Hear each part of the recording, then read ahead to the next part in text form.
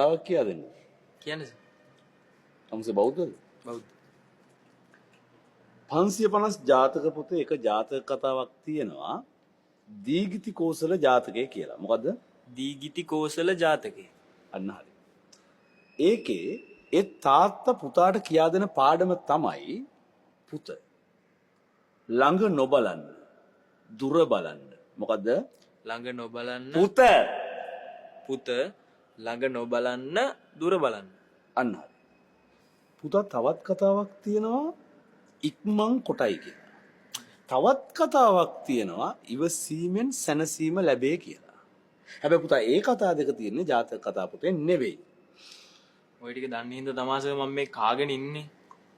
අන්න වචනේ කාගෙන ඉන්නවා. කාගෙන ඉන්න ඕනේ පුතා. ඔබ දක්ෂයා. හරි? ඔබ හිත හොඳ කොල්ලේ. ඔබට ඉගෙන ගන්නත් පුළුවන්, ඔබට ක්‍රිකට් ගහන්නත් පුළුවන්.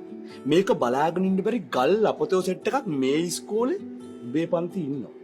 අන්න උන්ගෙන් උඹ පරිස්සම්.